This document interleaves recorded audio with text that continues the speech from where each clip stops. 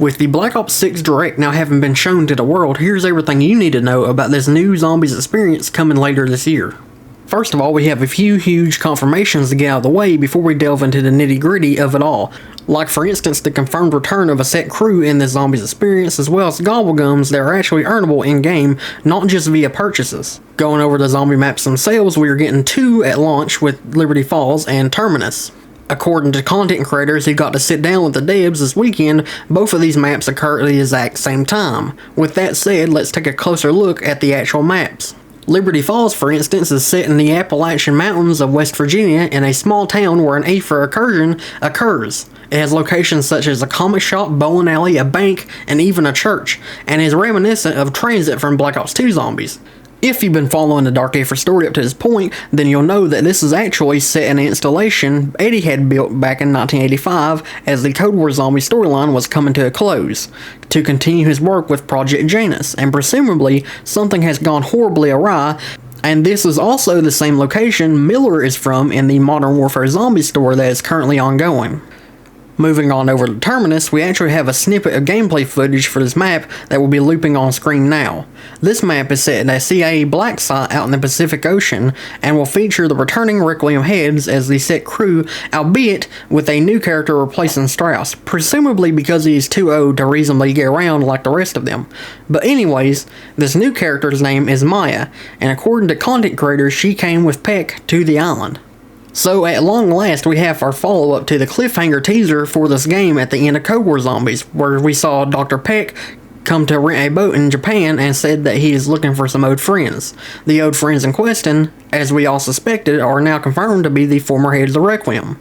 This information does raise an interesting question in my mind, as we also heard from those same content creators and Charlie Intel that both Liberty Falls and Terminus take place at the exact same time, meaning that we will actually be playing as a separate yet unseen crew in the Liberty Falls map.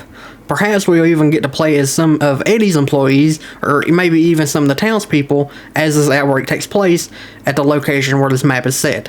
According to Mr. Dalek JD, Maya also has her own motivations that are set apart from the rest of our zombies crew, so presumably she came to Terminus with Peck, or even more likely, in my opinion, is that Peck arranged a deal with her that he would help her with whatever it is she's doing in exchange for her taking him to this island.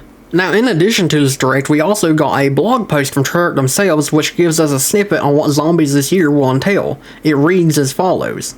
Round-based Zombies is back. Black Ops 6 will launch with 2 brand new round-based zombie maps, Terminus and Liberty Falls, and a continuation of the intriguing and terrifying Dark Aether narrative that was started in Black Ops Cold War.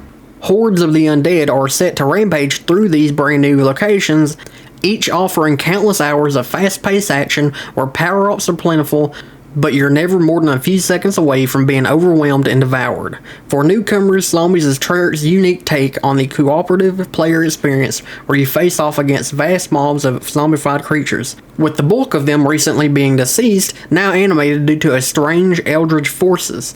Expect every location you visit to be packed with powerful weapons, new and returning power-ups, a pantheon of revolting entities to face, and a host of secrets and Easter eggs to discover. Quote, content creator Greg FPS has even pointed out over on the Terminus map that things like the Rampage Inducer can be seen in what little we were shown today, and with that, I wouldn't be surprised if we end up seeing other things from Cold War Zombies like the kill streaks and the crafter system make their way into Black Ops 6 Zombies as well, though I suppose we'll just have to wait and see on that end. Now, before we end today's video, I'd also like to give some confirmation to those confused as whether or not your Woods Operator skin that you get for pre-order in the Vol edition of the game will be carried over into Black Ops 6 or not. And the answer is yes, and in all actuality, the Woods Operator and all of its skins will be the only thing that gets carried over into Black Ops 6 itself from Modern Warfare 3, meaning that at long last you will finally be able to play as Frank the Zombie.